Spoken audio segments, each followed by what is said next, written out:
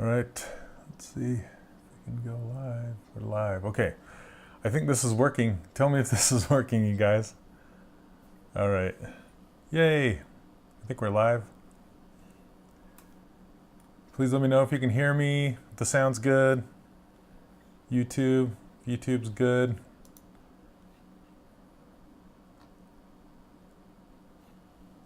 All right. Yeah. Hey, what's up, Cody? Welcome, everybody, to this Friday live stream student feedback session. Let's get this thing rocking if this works. All right. So Daniel Norton, one of the students, and Liam, they both asked me if I could give them some feedback on their characters. And so we haven't done a live feedback session for a while, so I figured we could get to it. So this is Daniel's character here, and Daniel's in the chat. Maybe you can tell me what's this guy's name and background again? It looks like he's from an anime, but I'm not exactly sure which one. And it's very interesting because I just barely did that Tuesday inspiration on the Dragon Prince this Tuesday. And they're very anime looking 3D characters, and I believe this is a 3D character already. And what I was noticing with him is he has that same little eyelash tick that I talked about in the Tuesday inspiration. Oh, okay. So what is he from, Daniel? What show is he from? So it looks like he's some sort of general or something. Oh, he's from Phoenix Wright, the game? I've played Phoenix Wright. Okay, cool. Okay, so to start off, I wanted to talk to you about proportions and color and things like that, so we'll get there. But you can see that in this image, he's a little more orange than you have it. And the way you can pick color off of this image is you have to have this ring showing, and you can hover over the color and just hit C, like the letter C, and you can see that I don't even have to click anywhere. You just have to hover over the colors. If you can see this color swatch changing as I'm hovering over everything. So let's see. Right, so I can just grab the skin tone, hit Z again to turn it off, or Z, whatever you want to call it.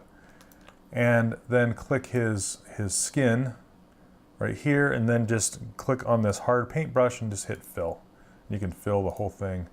And now he's more of that orangish skin tone color rather than the pale we were talking about. But yeah, so also we're gonna mostly talk about the face, the hair, and the eyes on this guy. Okay, because you've done a great job with the detail on his clothing. The only thing is maybe make this a little bit thicker than you have it. You can see like the difference in the white and stuff like that. There's a lot more detail that you can get into, and you can do that detail in Photoshop too. And when you go to make these buttons, if you're going to make a game character out of him, you can always actually make the buttons and then stack their UVs in one little corner of the UV space. That way you can get the buttons to be bigger in the UV space and take up more space. That way you can get the detail, and you can actually detail out the buttons to look like this. So I haven't talked about that in the course, but a lot of times you could stack all the buttons in one spot and share the UVs. That way you can get more real estate when it comes to your UV layout. So, okay. Hey, what's going on? Welcome, everybody. If you're just rolling in, welcome. We're just talking about Daniel Norton's character here. Yeah, all of these buttons could stack. So typically you would include these buttons in the clothing, in the actual geometry. But if you're going to be stacking the buttons, you would actually leave them separate and let them hover over the clothing if you're going to do it that way. I hope that makes sense.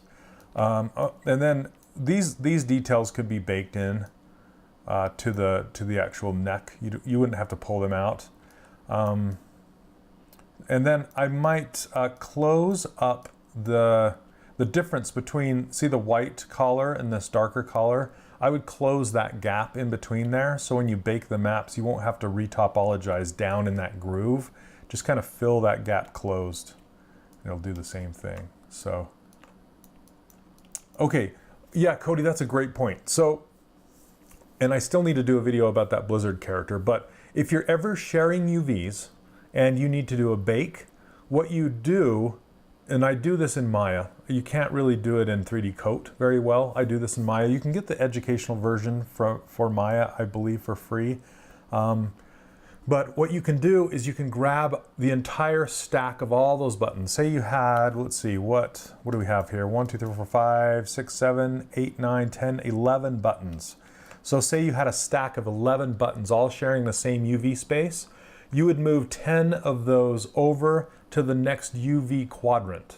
I wish I had Maya pulled up right now so I could show you, but that's a really good point. I'll have to do a video on that. But basically, there's a button inside the UV editor of Maya where you can just push it over to the right one quadrant, and it'll remain in the same.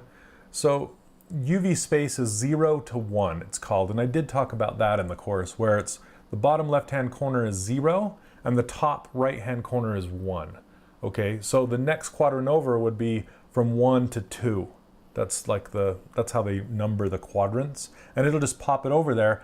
Then you can do your bake, and then it will just bake to the one button, and you need to know which button you have, and because that way you would only need one high-resolution button to bake to that one low-resolution button, if that makes sense. You only need to have it in one space because the ultimate goal is just baking that map to that button, right? So then you can bring those UVs back when you're done, and it will populate onto all of those other buttons, if that makes any sense. Okay, let's see. Let's see, what are you guys asking? Hey, first live session, do you do multiple project feedbacks each? Yeah, I'm gonna be covering two different students, two different projects today. And it's just kind of random when I pick. I usually pick somebody who is struggling, you know, where I can see where I can really hop in and help on a video. When I do these video feedbacks, my intention is to show the feedback for and benefit as many people as possible. Okay, so if it's like one specific thing for one specific person, I will tend to just try and do a paint over or an animated GIF or something like that. But if it's gonna benefit the broad majority of the students, then I'll do a video feedback session. I really want to get into the cadence of doing one of these or something similar every Friday or something like that. Either a video feedback session or a Q&A session. I just need to get into the rhythm. There's a lot of stuff's been going on, but anyway, so I'm gonna try my best and get that done. Okay, so let's talk about this face. There's a few things that you could improve on this, Daniel, and one of those, if you watched the Tuesday inspirational video, I talked about the eye shape, and you can see that this eye is quite square, and the eye that you have is very much like that symbol that I was talking to you about. Also, I've mentioned a good rule of thumb when you're trying to measure the space between the eyes. It is one eye width apart. So if he had 3 eyes right here, one eye in the middle, it would be right here, and it would be about the same size as these eyes. Now in anime, they typically do a little bit wider, just a tinge wider, but not this wide, not as wide as you have it. Okay, so also I notice you're building out the eye to actually have an iris, which is good, but you'll most likely want to do that after you have the placement of, because you'll want to have kind of a placeholder in here, and that will really help you figure out your eye shapes and stuff like that. So I'm gonna make new eyes. Let's see. I'm just gonna make some new ones here and put them in place without it built out. I'm just gonna make a sphere in here. Hey, what's up, Scott? Okay. Okay, so this eye has subdivision levels. I'm just gonna kill him for a minute. Delete the higher. Okay. Now I need to reset this gizmo so it'll draw properly. There we go. And do you guys know about that? So if you're going to draw, I've talked about this in the streams, but I don't know that I talked about it in the course, but if you're going to draw an insert multi-mesh, and if you go to pull out one of these and then you hold down shift and it snaps to a weird position, the reason why is because it snaps to the last known location of your gizmo. So if your gizmo is bent off axis like this, and then you go to pull out your sphere or whatever, and then you hold down shift, see how it snaps to the last known, it's the last known angle, not the last known position. So it'll snap to the last known angle of that gizmo, even if the gizmo was cleared down at the feet of the character or something like that. So if that makes sense. So what you'll want to do is just show your gizmo, hold down Alt and click on this this circular arrow button like that. Boom. Okay. Now your gizmo is reset. Then you can hide the gizmo by pushing Q on your keyboard. Now when you draw out the eye or the sphere or whatever and you hold down shift, it's going to snap to that world axis, if that makes sense. Okay, and I made this way too big. Okay, I'm just going to kind of float it into position here. And I didn't have symmetry on, so I'm going to have to figure that part out. Okay. And I'm just going to replace these eyes for a moment, that they're just to make them so they're not built out, so we can figure out where that iris is going to go, if that makes sense. A wild Scott has appeared. Okay, now I'm just going to split this off into its own subtool and then mirror it. And let me know if I'm going too fast, if you have any questions. Then I'm just going to do mirror and weld. Now I have these two eyes, and then I'm going to subdivide them a couple times and hide the other eyes. Okay, when I subdivided them, it did something weird. So sometimes if you guys ever run into this problem where if you subdivide, like Control D, and it doesn't actually smooth, it just keeps the same low poly, but it adds more in between. Can you see that? If it ever does that, that's because this SMT button got turned off somehow, some way. So if you hit that and then you subdivide again, it will actually smooth out your model. So if you ever run into that problem, that's how you fix it. Okay. There's so many things like that I'm like, how do I include all of that stuff in the course? It's crazy. Okay, so I'm going to subdivide this up a couple times just so we can do a paint and kind of paint in the irises. Okay, but before I do that, I'm going to go back to the head itself. Go back to move, and we're going to take a look at this. This geometry is really nice, Daniel. This is looking good. You did a really good job with getting your rings in here. It's just slightly lacking some of the detail that you would need. It looks slightly melted or smoothed or something like that. I know this guy, since he's toon shaded, he looks like, you know, all the details are very subtle. But you can push it just a little bit, just to bring it in a little bit. And also, one thing with the ears, and I'm going to talk about this in the anatomy module that I'm working on right now, but usually when you look at someone from directly straight on, you can't see where their ears are connected to their head. It's slightly pushed back behind the jawline and stuff like that. If you look at somebody from the top, their ears are slightly pushed in. So that's kind of a rule of thumb also, is if you have ears like this, well, if you have ears, if your character has ears at all, you can push them back. Let me turn on symmetry. You can push them back. So just the connection point is behind kind of a ridge, I guess. See that? And see how you can kind of see it on his right-hand side, but he's turned a little bit. But yeah, typically from the front, you can't see the ear connection. It's kind of weird. There's a toon shader material for ZBrush which might help in making these types of characters. Yeah, it'd be good to test. I've actually looked, somebody was asking about it yesterday in the community. Somebody was asking, and I found one for like $1. Somebody was selling for $1. I don't know if you guys, but if you guys find a good one, you know, that works, feel free to post it in the community for everybody. Okay, so if you look at his nose, we're just going to do the nose shape. The nose shape is very, very shallow on him, and you have it kind of tall. So basically, you would just kind of move the nostrils down and move the center part up, and then you'll notice the length is longer. It's quite longer. Let's see. So move this whole thing down. Likeness is very difficult to get when you're first starting out. And it's just a matter of just really small moves back and forth.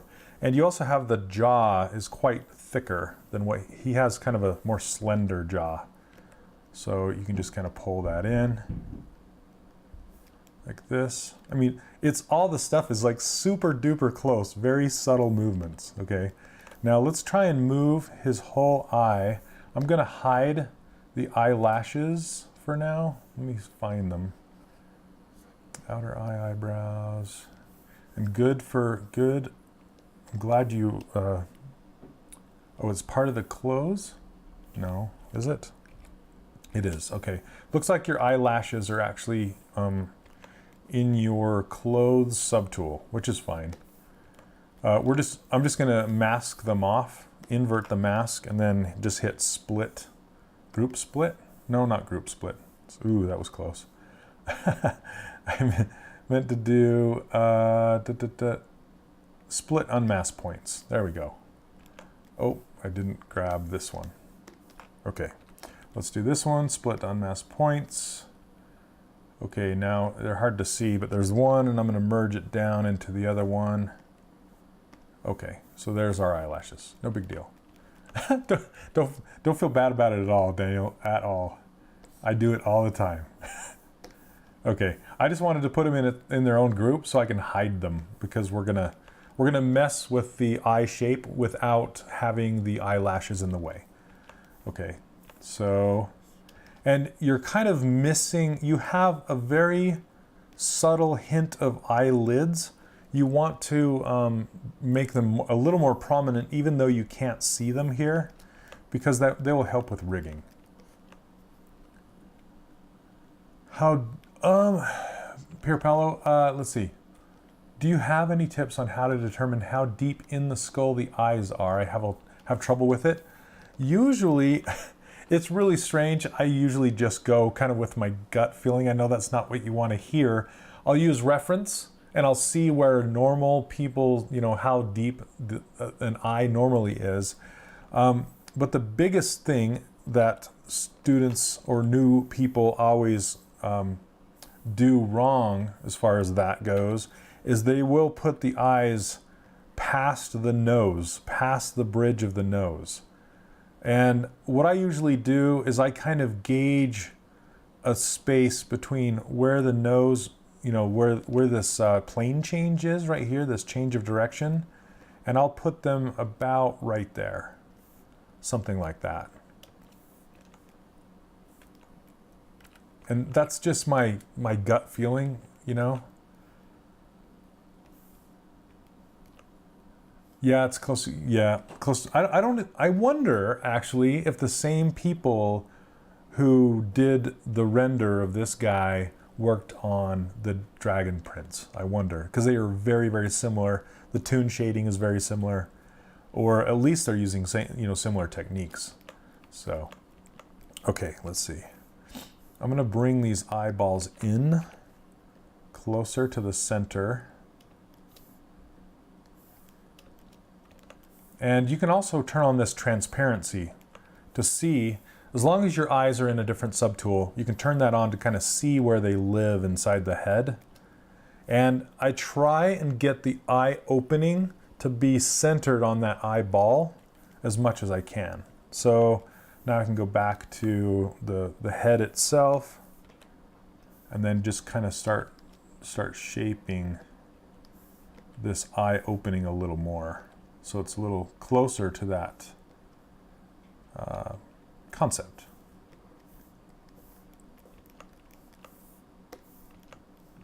Oh, you did? Okay. Thanks, Sean.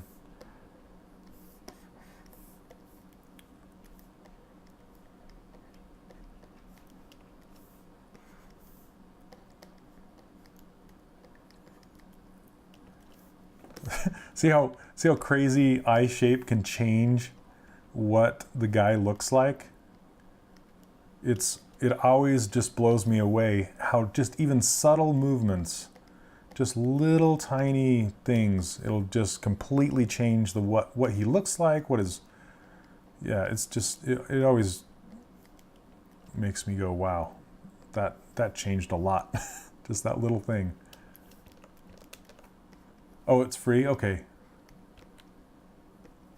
Thanks, Sean. That's awesome. Okay.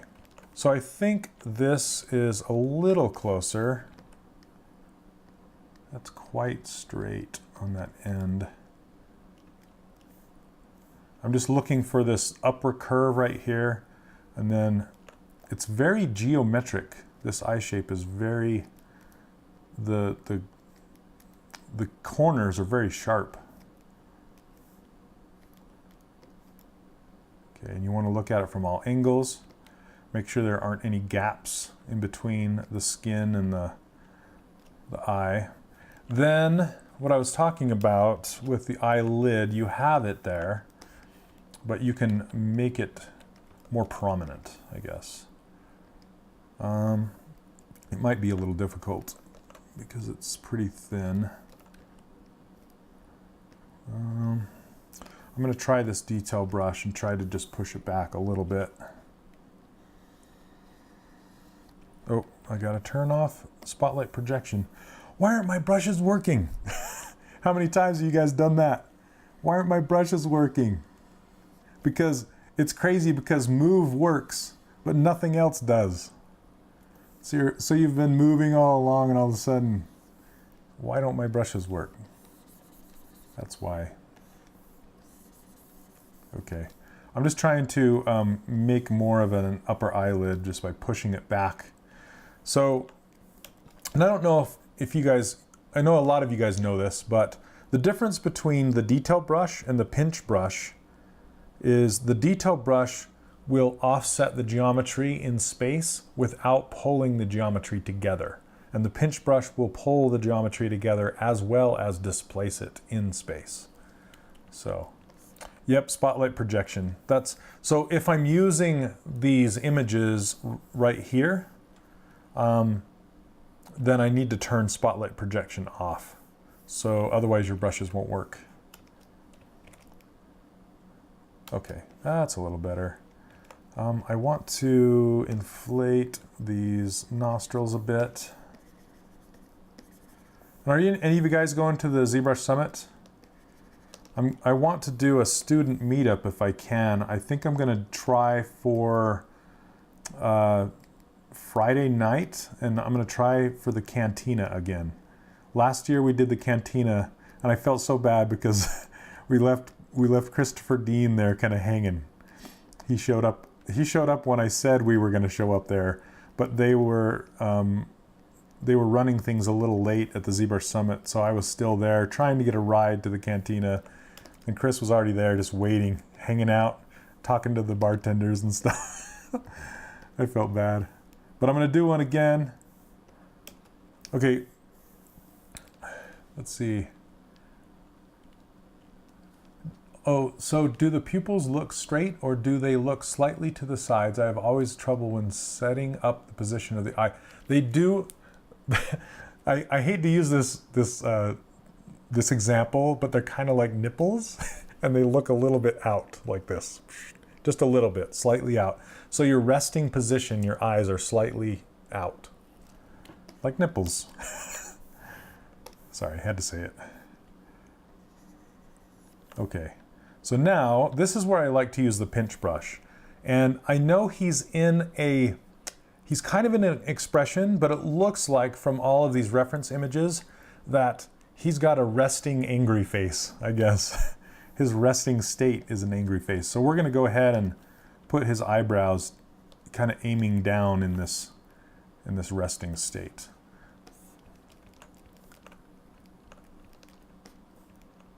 You're in Norse. Oh my goodness. Well, I'll trade you. I'd love to go visit. Okay. So there we go. And you'll see that his forehead is cutting back too quick. So I want to bring that forward a little bit. And knowing what's going on, like knowing that the forehead is going back too quick is just from experience, I guess. Just know, I don't know how I know that stuff. It's just practiced and doing it so much. Okay, let's see now. And with this bottom lip, you can see I talked about this in the video from Tuesday. His lower lip, this shadow is indicating how thick his lower lip is. And this one is a bit too thin right now. It looks nice, but it's a bit too thin. So you can just come in with inflate. Istanbul, they have one going on right now. I think that's a lot closer than Hollywood, California. I don't know where it takes place, but it's called Trojan Horse Was a Unicorn. You guys heard that?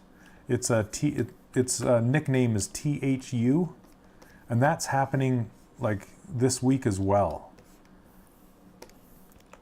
And I really, really want to go to that. I can't remember exactly where they hold it, but it is overseas from me at least. Okay, so now that I'm, inflating out this lower lip, you can see where the shadow is coming from. See that? See that shadow starting to form? That's where that's coming from. Okay.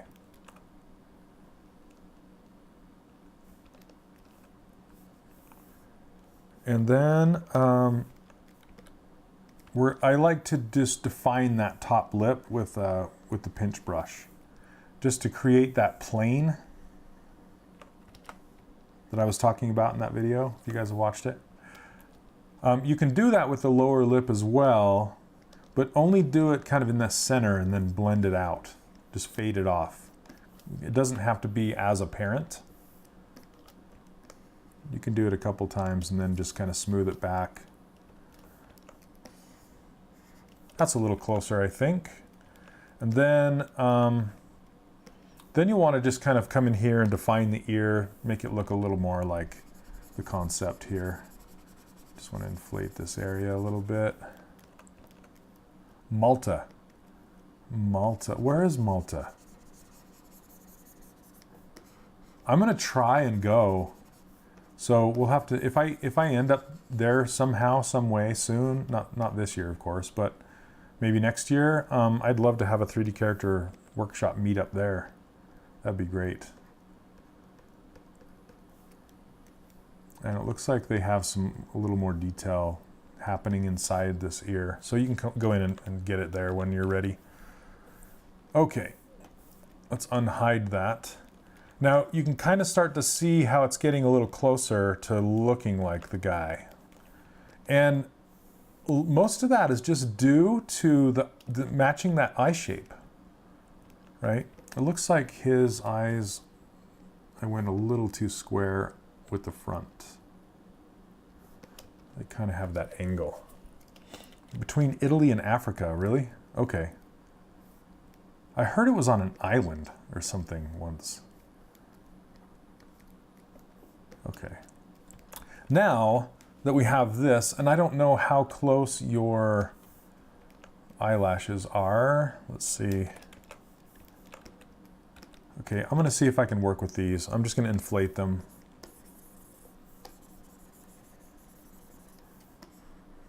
Oh, it looks like they're single-sided. Okay, that's why. That's why they weren't being, inflate wasn't working, but that's okay.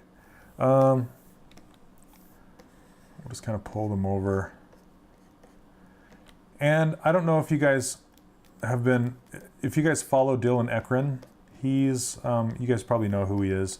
He is one of the character artists over at Disney Feature, and he has a class over on Mold 3D that sells out in like 5 minutes every time it goes live.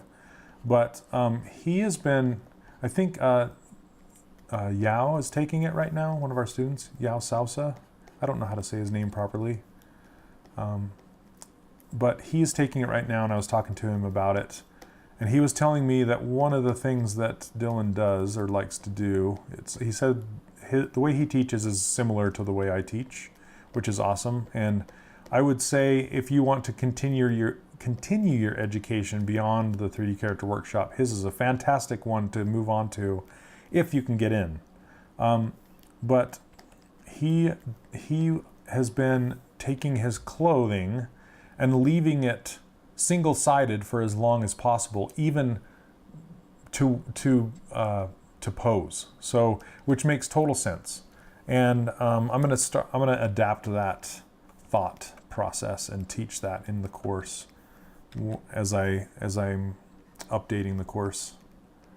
But so you might want to do that, Daniel. Is like, I mean, you've already taken it this far, but it's more difficult to pose something that has two sides than it is to pose something that's single-sided. So basically, you would have all of this coat and everything. You would leave these details out for now, these cuts, and you would just make everything single-sided and leave it that way, and then get everything into the pose, then add your details after that, if that makes sense. Malta is an island. Okay, Mark. Mark cleared it up. Thanks. I'm not very good at geography. I'm not going to lie. Okay, I'm going to hide this guy. Delete hidden. Mirror and weld. There we go. And then I need to make these thicker. Much thicker. And for these little points, I would have to add some geometry to make them match. Okay, why is that pulling the whole thing? Okay, I guess topological is making it pull everything. You can also get the geometry kind of close here, and that will help it create those little ticks. But then it becomes a little more messy. Just got to be careful. Like I'm making a mess out of this right now. Hey, what's up, Steven? Welcome. Okay. And it looks like it comes off and it points down, so I need to point it kind of down like that. And then this one comes off and points in this direction. And then there's one down here that kind of points up in this direction. But I need to have geometry there down close to it so it creates a nice change of direction rather than a slow one.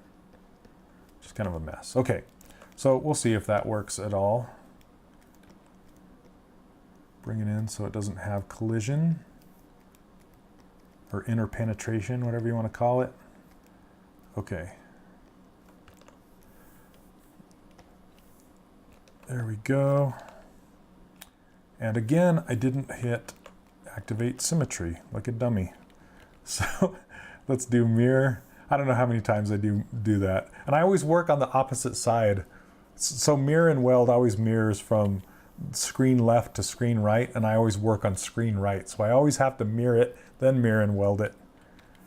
That's my life. So if you guys do that, just know that I'm doing it too. And if you're not, then congratulate yourself. Okay, I'm turning symmetry on. There we go. And they could still be thicker, but you can kind of get the idea there, how they work.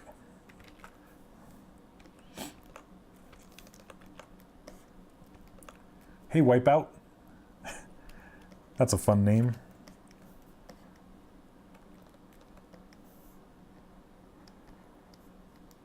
Okay, This one keeps colliding with the skin. I'll pull it out. Anyway, I just wanted to make this kind of thicker overall. Whoa. And you guys, if you haven't seen it yet, if you guys know who Bobby Pontilis is, he worked at Disney Feature and he went off on his own to create his own animated short. And I think I just saw the trailer for it and it is really, really cool. I'll post a link to it in the community, but they did a crazy, crazy good job with it. It's so nice. And I just want you to pay attention to the girl's hair and how it animates, because it's very stylized, but it animates so nice. The way it flips and the way it's shaped, really nice. Okay, now the next thing is these eyebrows. Get these eyebrows shaped correctly. Let's see. Turn on those eyelashes. And then you can just, these eyelashes aren't perfect. I can't sit and tweak them all the way in the short amount of time that we have, but I hope I'm getting you kind of in the right mindset when you're doing this stuff. Okay. Now notice the shape of these eyebrows and how they're very geometric. What am I doing? Good grief. What did I do? Okay. I don't know what I just did. This is Liam's picture and this shouldn't be here. And then the other one went away. Okay. Anyway, I'm going to reduce that down. We're going to talk about that one in a minute. Okay. So anyway, I don't know what happened there. Okay, we're going to make these eyebrows shaped properly, and I'm going to save this really quick. Let's go to crits. I'm just going to save it right here. Yep, turn on symmetry on the eyebrows. Thanks, Sean. Save me. Okay, so let's do that really quick. Let's shape these eyebrows so they're a little more geometric. And I don't know what's going on with this one, but we're going to fix it. Mirror, mirror and weld. There we go.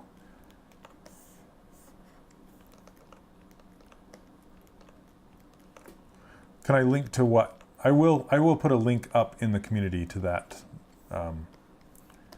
animated short. I think it might be on Vimeo. I'm not sure. I'll have to find it. But I think the whole thing is out and you can watch it for free. It's about a little girl that's dreaming to be an astronaut. If you've seen that on Facebook at all. Really cool.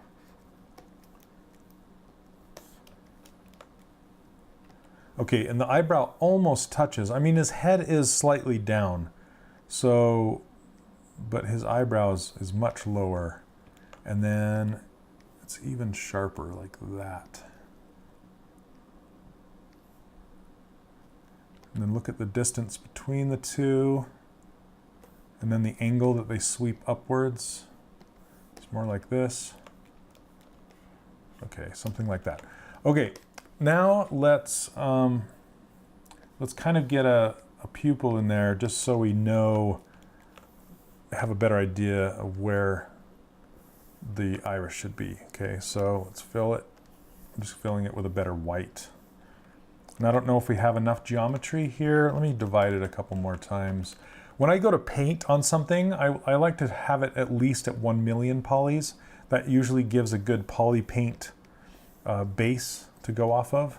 And I'm just going to grab this brown, and you'll see that his irises are actually they're actually long, like tall. So, what are you saying, Antoine? Let's see. The mirror and mirror weld help dilemma. And weld dilemma is probably because we are right-handed. Mirror side should be toggleable. Yes, yes, it should be. I'm going to be talking to those Pixelogic guys here in about a week. So maybe I'll say, hey Pixelogic guys, fix this, would you? Okay. Let's see. I'm just kind of looking overall his face. Sometimes you'll just see things and you'll want to fix it, like his face. I feel like it needs to be a little longer, just barely. Maybe pulled back a little bit. And then his neck is quite thick. Make it thinner. And pull his hair in to match. Anyway, that's just a back and forth thing until you find the right feel, you know? And that just comes from experience, just kind of figuring it out. Okay.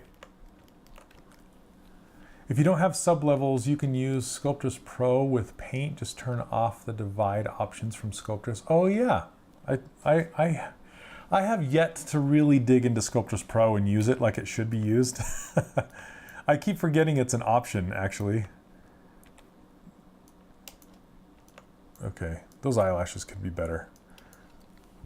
Excuse me, but this is the shape that we're going to go with right now. Now, this is another thing you can do to test your eyes and help your,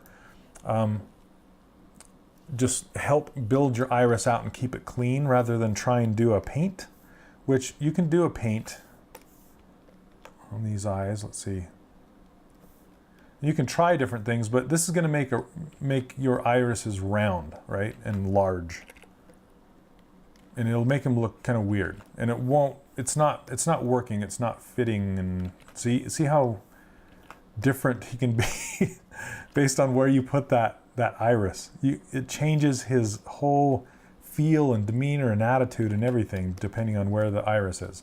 So what I've been doing lately is I've actually been building out the iris, and how I do that is with an actual like a squished sphere. So let's try and do that.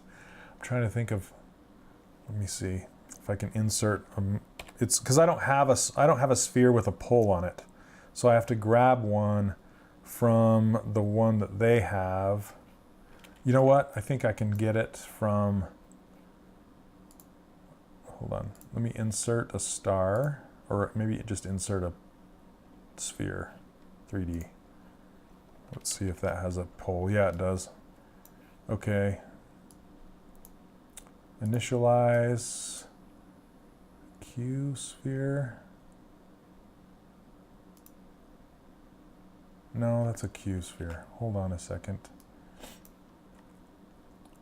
I haven't done that for a long time. I haven't used a sphere with a pole forever. You can use mask oval, that's true.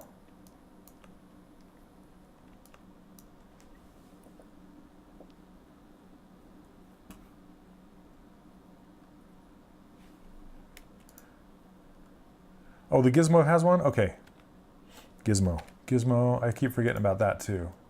So it has this poly sphere. Does it have a regular sphere with a pole? Oh, sphere 3D. Yep, okay. Let's solo this. There we go, thank you. Awesome, all right. Well, that's kind of weird. Whoop. Oh, cool, so then I can just go like this. But I don't want it that detailed. Okay. Let's do 12. 12, or I want a crisscross here and a crisscross there. So I think 12 would do it. Or a 16 maybe? 18? 16 does it. Okay. So 16 gives me one here and one here. Okay. Then let's, can I move it? No. Oh well. Okay, then I just hit accept. Or go back to the Gizmo 3D and now you have it. You use that for your eyes? Okay, awesome. Thanks, Stu. That works. Okay, I'm gonna do it on the left. Let's go on the left.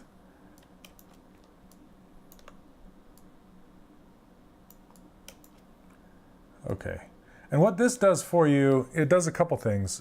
It gives you a very, very clean outer iris edge, and it makes it so you can kind of move the iris around and try different things.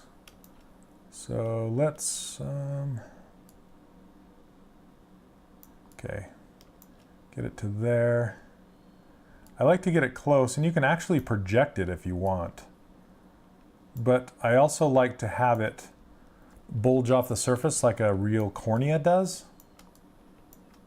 Okay, so I'm going to make it narrower and taller a little bit. Come on, okay, and then bulge it out.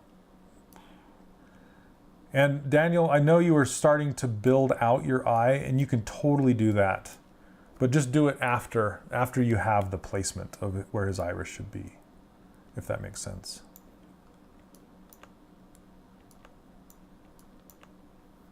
Oh, the mirror. So I think, Sean, you're talking about there's mirror plugin inside the Subtool Master. Not Subtool, Subtool Master. This mirror right here, yeah, that will mirror visible subtools, so that will work both directions. But I'm talking about mirror and weld. And then just regular mirror underneath deformation right here. That will mirror from left to right or from right to left, either one. But it'll basically just take your entire scene and flip it, no matter which direction it is. That's what mirror does. And that's the one that I have inside of my, that's here. It's under deformation. That's the mirror I have right here. So it just mirrors the entire thing on X, which, yeah, it will work in both directions, you're right. But mirror weld only works in one direction. Okay, let's pull this guy out and just get it past and subdivide it once, except for I don't want it to shrink. So if you do crease, you just tap crease, it'll put a crease around that outer edge. I don't see if you can see that. If you have an opening inside your mesh and you hit crease, it's just going to crease right around that opening. So know that. That's another gotcha that they don't tell you. So now when I subdivide, it's going to hold its shape better. I can just pull it out here and then squeeze it in.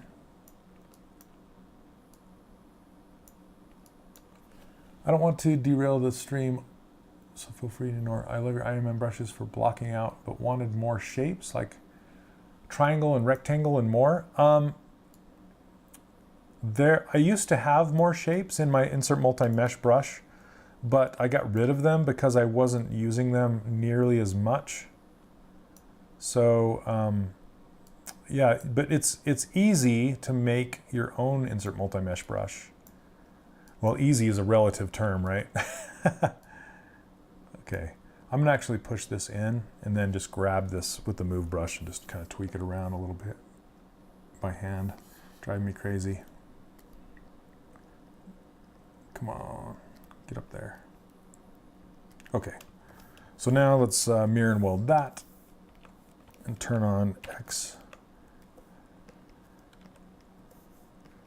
Okay, and you can just kind of shape that around and just kind of, what I'm trying to do is get it into the proper place. And yeah, go ahead and email me if you want, Samarian, or yeah, Samarian, go ahead.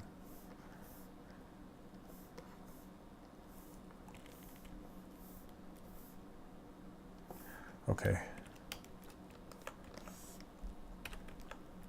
But that will kind of help you get the shape that you need faster. Well, not faster. I mean, it's faster to just paint on the surface, but now I can edit it very, very easily. Whereas if I was painting on the surface of that eyeball, it would be much more difficult to get the shape that I wanted, if that makes sense.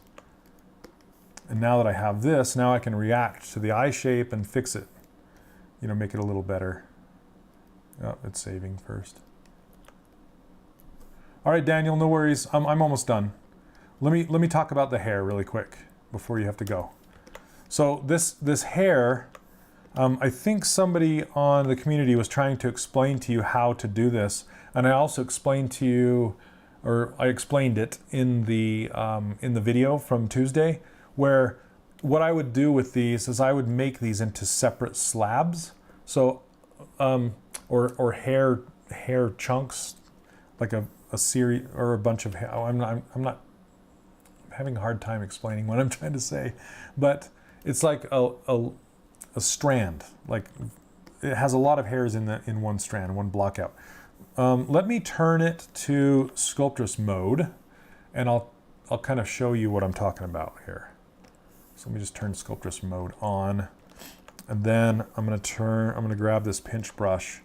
And I think what they were saying is instead of peeking it out right here, it would be better to, and I would lay in one strand, you know, I wouldn't edit this kind of hair helmet that you have right now, but I'm going to show you like what the shape should be when you put it in here.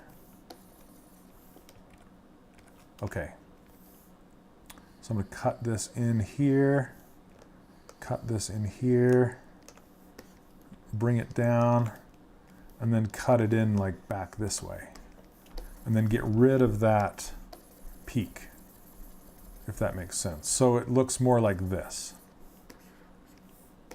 if that makes sense. Then you can, I'm just using the pinch brush with Sculptress Pro mode on right now, just to kind of edit these in there. And this is another way you could actually do it, is use Sculptress Pro and come in here and edit your shapes like this, and then come back in and retopologize it after the fact to get it cleaner where you can crease it. But I think what I would do if I were you is to actually put in separate pieces, hair strands, if that makes sense. So then it looks like this. So if you go back and watch that Dragon Prince show and look at their hair, it's hard to see because of the toon shader, but you can see the shadows happening right here and right here. And this is what I'm talking about, going from thick to thin as it goes back, and then it kind of disappears back here, right? So this cut kind of disappears as it goes back, and it goes like that. And then it just kind of goes into nothing. And when you have two hair strands together, like those big chunky locks together, don't Dynamesh them together, don't combine them together, don't use union or anything like that. Keep them separate. And what you can do is, here, I'll show you guys really quick with two spheres. Okay, so I have this sphere here. I'm going to subdivide it up a couple times, and then I'm going to remove the subdivision levels and turn that ruler off, and duplicate this sphere by holding down Control and just moving it like this. And say these were two different hair strands, even though they're spheres. Pretend they're hair strands. Actually, I'm going to move. Let me see, what am I trying to do? Maybe I'll just grab some hair strands. I'm trying to think of what the best way to do it is. I'll just do it and turn symmetry off. Okay, so now I have these two hair strands. They're both in the same subtool. Picture them as hair strands, not as spheres. And say I want to have these combine and get rid of that line in the middle. So all you do is you can use either Trim Dynamic or Polish and turn Sculptress mode off. Oh, sure, Daniel, for sure. Yeah, you can totally do that.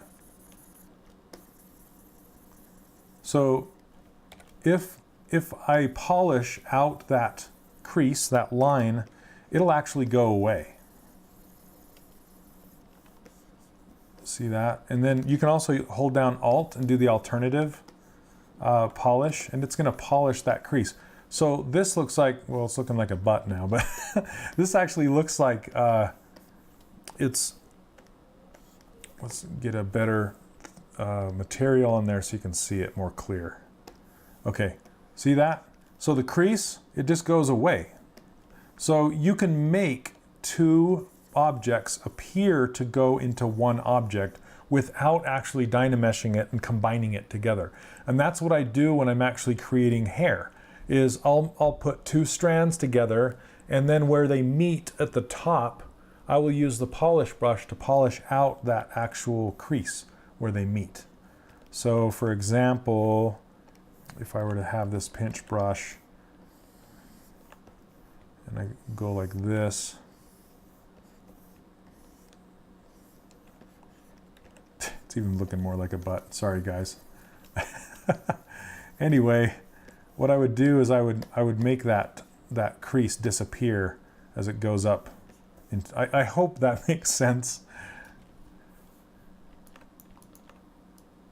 And I do talk about it in the course. When I'm talking about Kate's hair, when I bring it up onto the top of the head, I do show how to combine that like that. So, okay, now he has these crazy gray eyes. But now that I have these eyes, anyway, Daniel, does that make sense before you have to go? I would put the slab in here, and then another one in here, another one in here, and then combine them together by, you know, I wouldn't put the peak down the peak all the way down like this, if that makes sense. What is the benefit of doing it that way versus pinching in the lines on a single mesh? So the actual number one reason you would do that is for editing purposes only. So it becomes extremely more editable when you have it in separate chunks rather than trying to edit an entire hair helmet. Because you can see how warbly and chunky and messy this is, right? If you had separate chunks, it's much easier to keep things clean, and you can actually do creases on the edges here. With Sculptress Pro, you can't really do a creased edge. You can use pinch, and that's about the closest you're gonna get, but you're not gonna get those super clean creased edges, if that makes sense. So it's, yeah, pretty much for sheer editing purposes. So you can keep it all in separate pieces. But then you can also combine it together in the back. So that's how I do all of my hair now, and that's how I did Kate's hair. You'll notice that I didn't combine all those chunks together. I just kind of softened it up. So yeah, Daniel, it's fine. It's totally fine. Yep. And I know he's got these weird kind of horns happening behind his ear, but yeah, the general shape of the hair is fine. You might want to pull this in a little bit more on the sides, but yeah, it's looking pretty good. Does that help you at all? Trying to get there? I hope so. There we go. And then, yeah, you can just divide this down. Let's see. And then you can just paint your pupil on here. That's another benefit of having this in a triangle pattern rather than a square pattern with the pupil, is you can go down in subdivision levels, click on the select lasso, and then let's hide this, and then you can just kind of hide it down to where the pupil would be, and then hit Control W to put it in its own polygroup. Now you have pupils, and now what you can do is, if you wanted to, you could come in here and with your Z modeler brush and insert, oh, it's got multi-subdivision levels. Anyway, if it didn't have subdivision levels, you can go and insert another edge that's very close to the pupil, and then when you filled it with poly paint, it would make the color not bleed, if that makes sense. So let's see. Let me divide this up. You can also do that with this. Hold down or make your gizmo show, then hit Control, tap on that new poly group, and there's your pupil. And now what you can do is just change your color to slightly darker, and then with your hard paint, then just fill this. It looks like I didn't have the opposite filled, so hold on a second. That's funny. You can fill this. That's really dark brown. Let's go a little lighter. That's funny. And you can do the same thing with like, yeah, the eye could be smaller. It totally can. Yep, use your discretion. I just wanted to kind of walk you through how to change the eye shape, I guess. Yeah, this is a very, very kind of short feedback session, so I'm trying to do as much as I can in the amount of time that I have. Okay. So if I want to have this edge like this, put it in its own poly group, and then unhide it. But that's a pretty thick iris edge. But you can go in here and use these poly loops to your benefit and help you mask off portions. So that way you can paint your eyes quite easily, if that makes sense. And then you can, like, now that I have these poly groups, I can just mask off this portion, go with a lighter brown even, with my hard paint, and paint in kind of that, how the Dragon Prince does their eyes, like this. And then clear the whole thing off and actually hand paint in the highlight if we want to, like that. Well, you have to turn off symmetry and paint one over here and then one over here so they match. Something like that. Does that make sense? I hope so. Okay, but yeah, I need to go in and, well, or you do, need to go in and really change the shape of the eyes. They need to be smaller, slightly farther apart. Yeah, just keep going back and forth and back and forth. But that should be enough information to get you on the right track, I hope.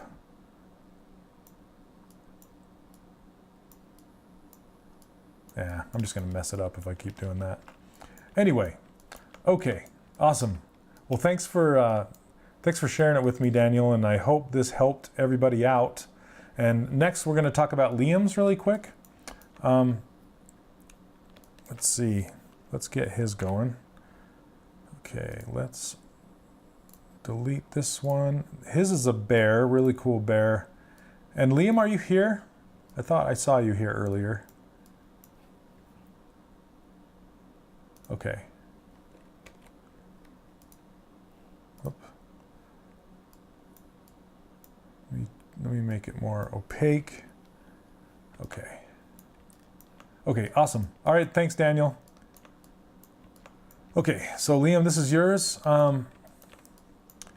Okay, and you said that you were using this as a base, but you guys like that? Okay, as long as you guys are learning and getting information, that's what I want. That's what I want to come from these, even though the final result isn't, the final result. I just want you to kind of guide you in the right direction and talk to you about, the hair stuff and the eye stuff that we just barely talked about on Tuesday, which is great. So, okay, with this guy now, there's just very few things, Liam, that I would address on this guy, and I've already started to mess with him a little bit previous to stream because I just wanted to play with it, but I think you said that you wanted to use this as kind of a guide, but not make him look like not in the same clothing or something like that. I see you're starting to put on different clothes and things like that. The biggest thing and the main thing that I would suggest to you is not putting in detail where it's not needed first. I would keep him extremely low polygon and very light in detail. There's a lot of stuff here that you don't necessarily need right now. It's very nice, like some of this stuff is nice, but I hope you can see that it's kind of introducing a bunch of lumps and bumps, and it's making him not as clean. And then his fingers and his toes should be thicker and more square. You can see how square these fingers actually are, and you can spread them out like this. You don't have to keep them straight. You can spread them out. And so here, I'll do one just so you can kind of see what I'm talking about. But really, really study the concept and use it to your advantage. So let's see. I'm going to take the subdivision levels off of here. And I'm just going to go, for right now, I'm just going to use Sculptress Pro mode, just so I can pull in some geometry that I need to show you what I need to show you. I'm going to invert that, bring in the gizmo. Okay, and then you can bend this finger out like this. And you can duplicate your finger and do whatever you want with it after that too, but let's see. I'm just gonna fill this whole thing so I can see what's going on too with the color. Yeah, fingers are like an entire character, okay? So like a hand is just as difficult as the rest of the character sometimes. So hands are very, very tricky to get right. So don't feel bad about not being able to hit it. But just think about it as a square. And here's a little trick you can do with the polish brush. You can kind of start to polish it down from here. You can see it's not doing much.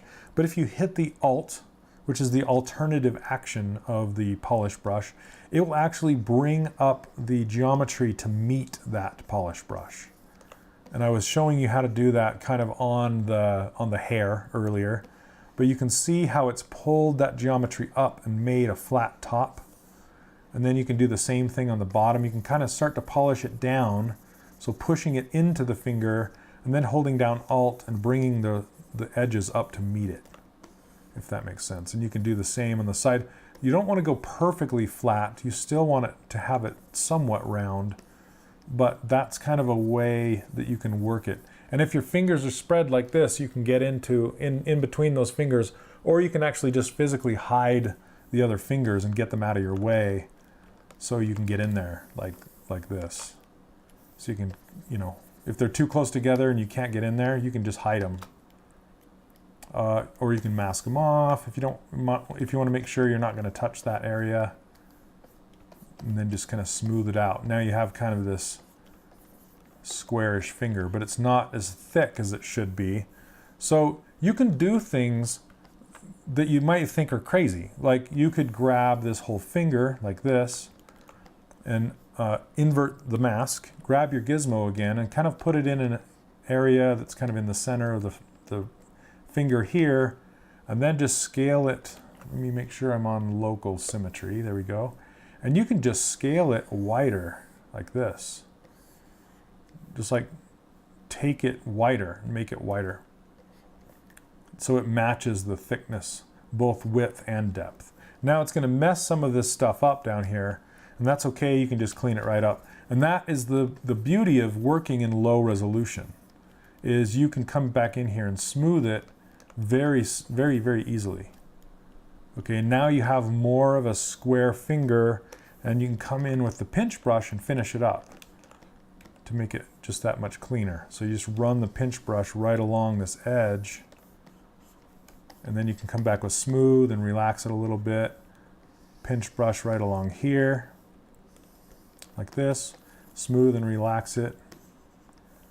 And then usually on the bottom of the finger, I don't run that really hard edge crease. I still keep it in that square shape and form, but I don't run a super hard edge along there.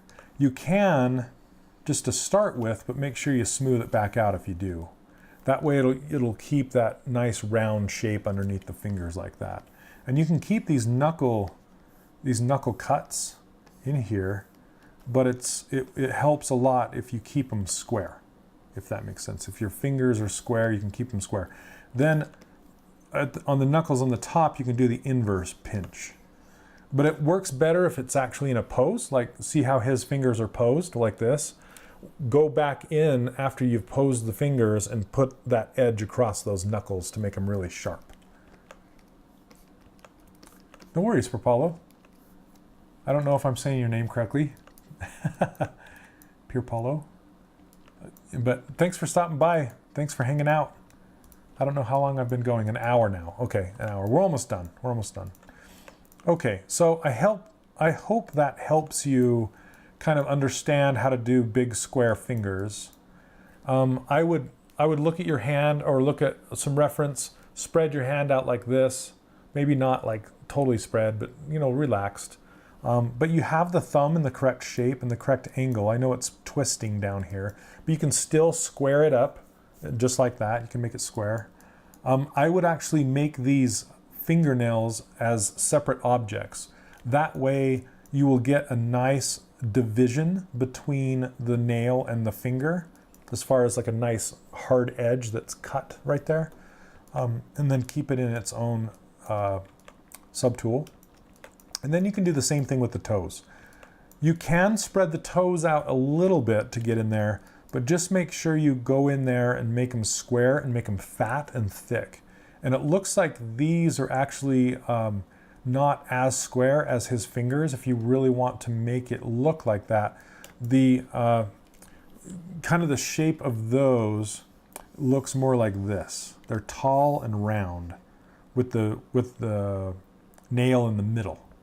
So they're maybe not as tall as I made them, but that's kind of the shape that they have, is they're kind of tall and round. So I would do something like that. Okay, now as far as the bear itself, let me show you kind of what I've done to him a little bit. I've just cleaned up the surfaces, got rid of the high resolution stuff, cleaned up the silhouette so he's not as lumpy. And let's see, I was gonna do something else. You need to make sure his knees, the backs of his knees are lined up with the front of his knees. So when his legs bend, they bend properly. So yeah, just kind of across, straight across.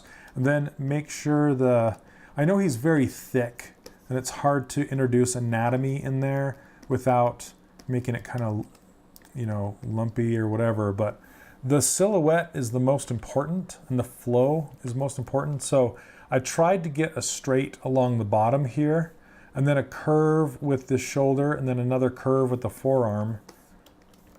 And then from the top, you can just kind of introduce a little bit of an elbow back here.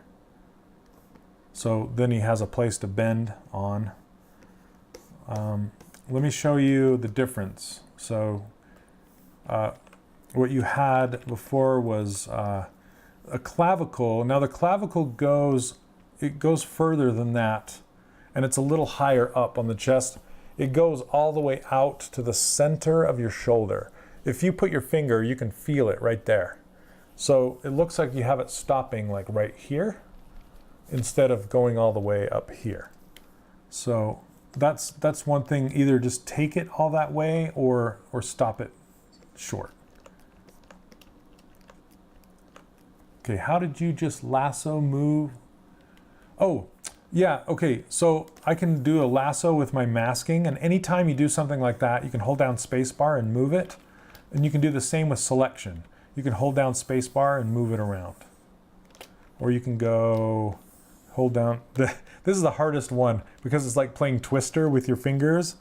This, you can hold down Alt, then spacebar and move it around. So I'm pushing 4 buttons right now, all at the same time.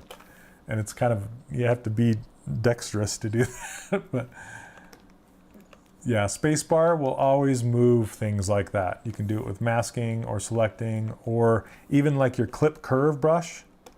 So if I select this clip curve brush, if you want to move it, you hold down spacebar and you can move it same way. So that is a similar thing. So anyway, I kind of made him a little more round and tubby than you had him. I was just trying to to center him over his center of gravity here a little bit more. If you can see here, let me.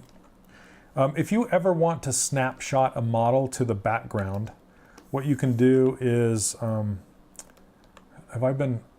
sorry if I've been having my model behind my video, but you can do Shift plus S, and that will snap it to the background. See that? Now I can select on Liam's tool, his original tool, and you can kind of see the difference.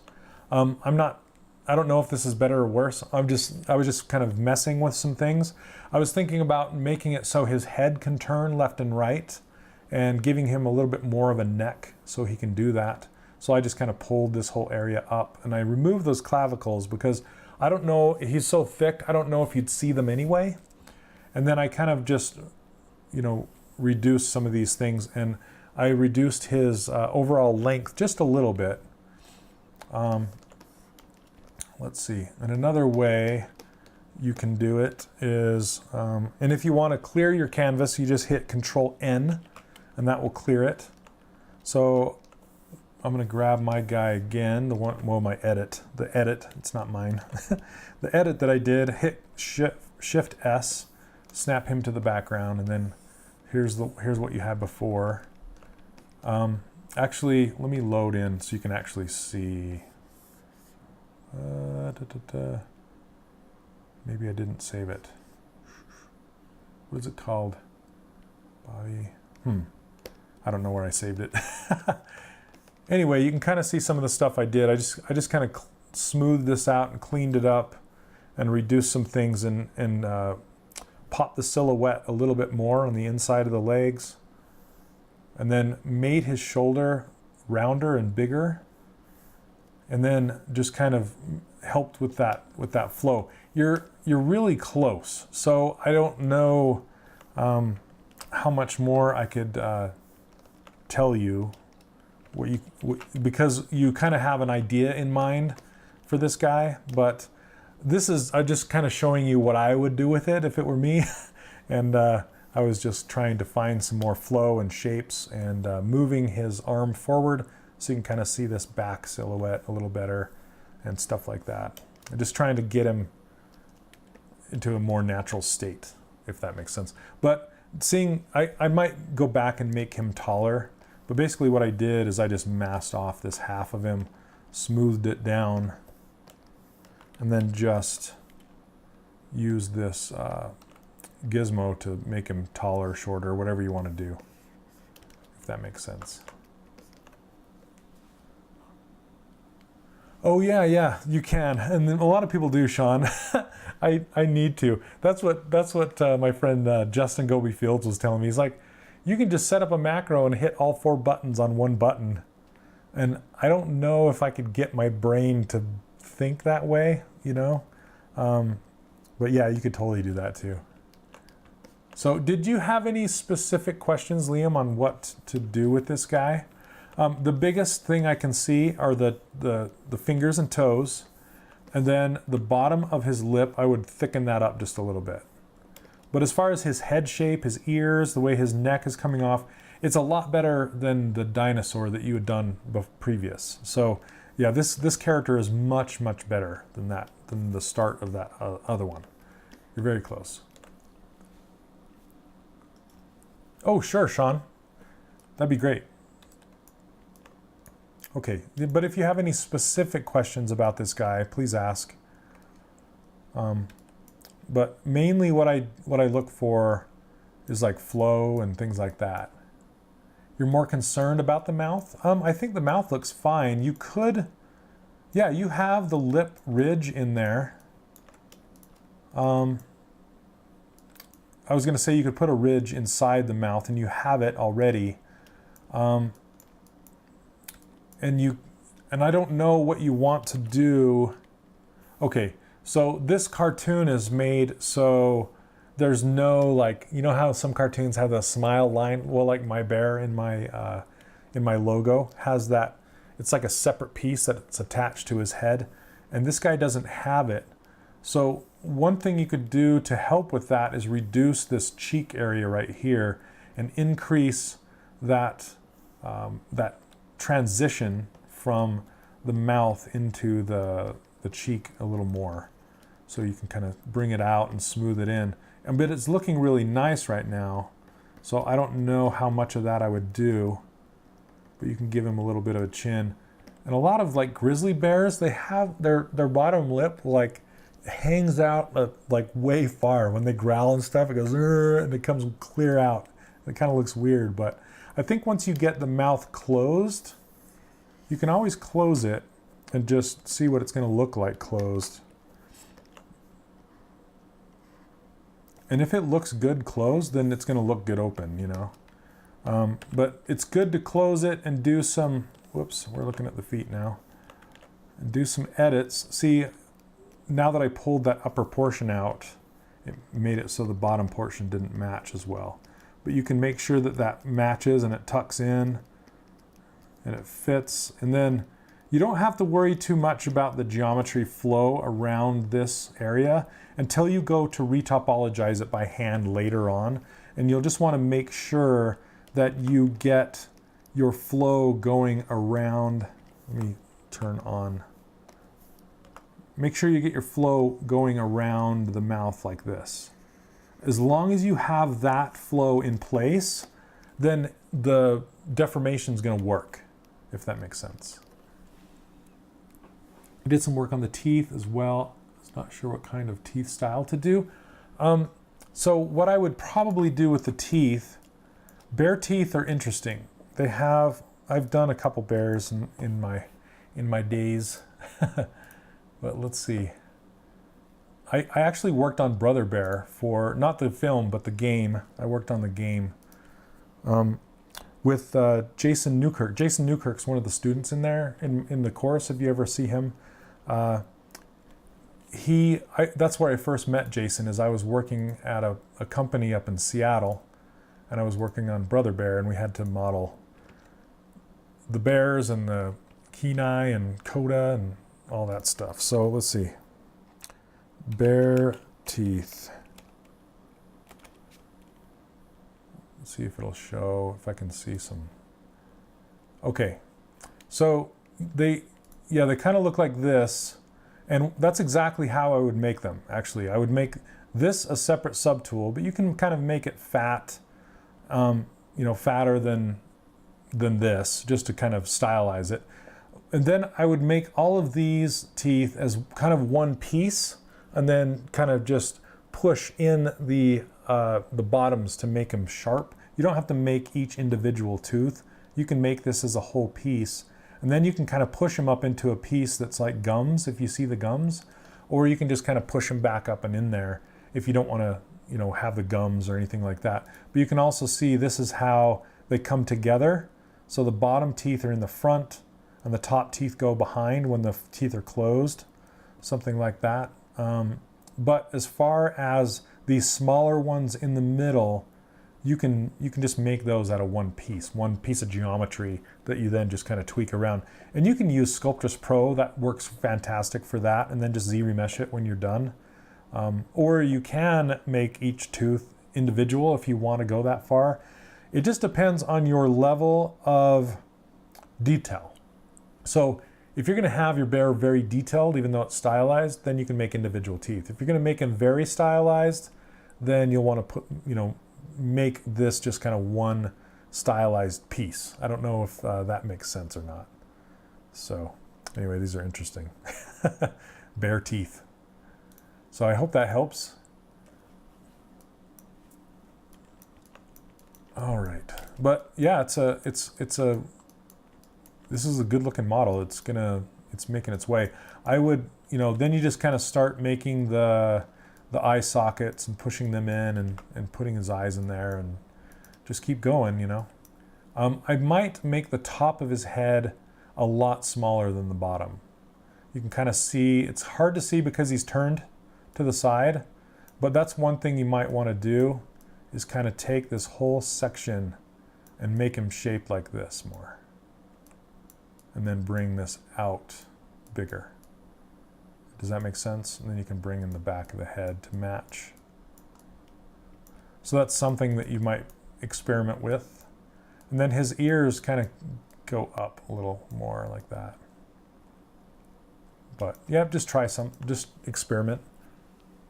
Oh, hey Caitlin, how's it going? If you notice an error in the concept art, do you stick to the concept or fix the error? Now, if you're gonna plus the concept, I would fix it if you can. If you know that there's an issue with the concept, then try to fix it and then see if they notice. If you're doing it for a client and like say the concept artist drew the clavicle wrong or something like that, and you can just put it in correctly, that's going to be the way to go. But if the only time it's not a good idea is if the concept artist made it broken for a specific reason and a specific design, who knows what. But usually I'll try and fix things that are wrong if I find them. but I haven't, oh, thanks, John. Awesome. Yeah, I haven't had much experience running into problems where the concept artist is not doing a good job. It's more that the concept has given me a lack of detail, and I have to come up with the detail myself. So, like, I'm doing a very, very small job for Playful again, and they just sent me some concept art for a pose, and I can't even tell really what they're doing. So but I kind of get the gesture and, you know, the feel, and so I have to fill in the rest and figure all that stuff out. But hey, Lewis, you're new here. You mentioned about Tuesday session, and is it a live session? No, it's pre-recorded. And also about the community, where is the link? So if you are in the course, if you log into the course, let me see, I can show you. I'll pull it down here in 1 minute.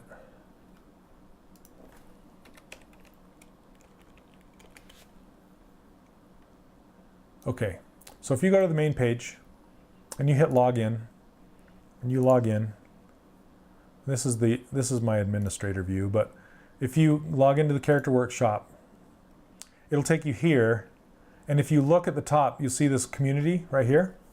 There's two ways. You can see it in getting started, or you can just click right on that community button, and it's right here.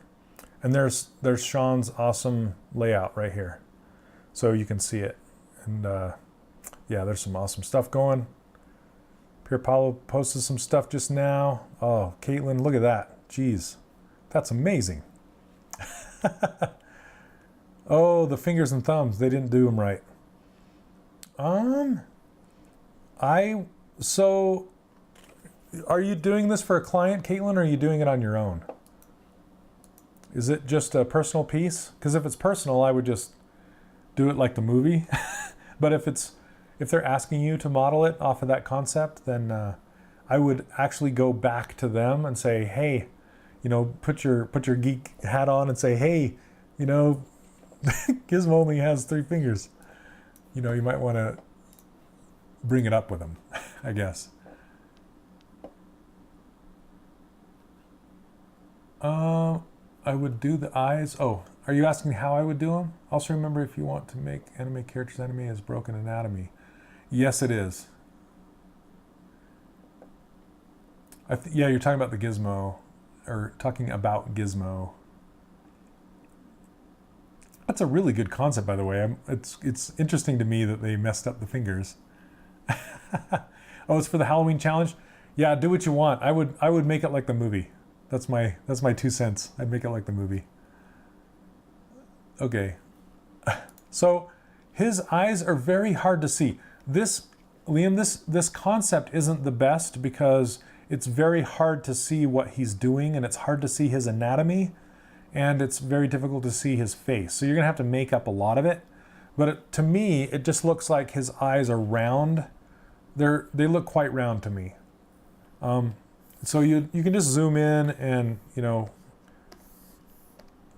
just kind of give it your best shot. But they look quite round.